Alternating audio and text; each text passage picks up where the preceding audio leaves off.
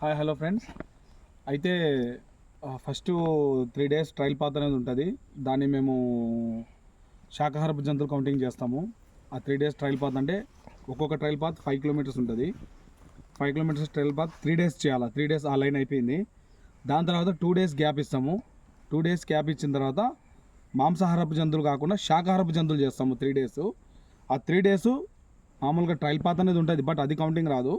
దాని తర్వాత 2 kilometers line అనేది మేము మార్కింగ్ చేసుకొని పెట్టుకుంటాం. ఇలా చెట్టుకు పెయింట్ వేసుకొని అలా మార్కింగ్ చేసుకుంటాము. అలాగే ఆ 2 kilometer లైన్ అనేది 3 days చేస్తాం.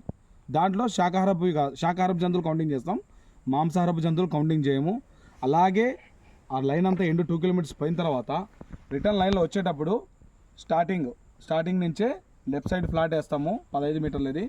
దాంట్లో ట్రీస్, దాంట్లో గ్రోత్, దాని తర్వాత గ్రాస్, దాని తర్వాత మూలికేలు అవన్నీ కౌంటింగ్ చేస్తాము.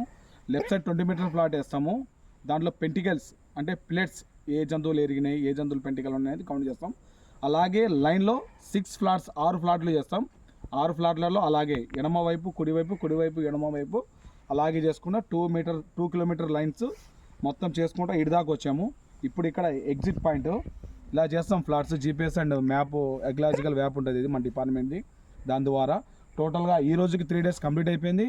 ఈ రోజుకు లాస్ట్ డే 6 ఫ్లాట్స్ వేసేసాం. ఫ్లాట్స్ కానీ కంప్లీట్ అయిపోయింది ఫ్రెండ్.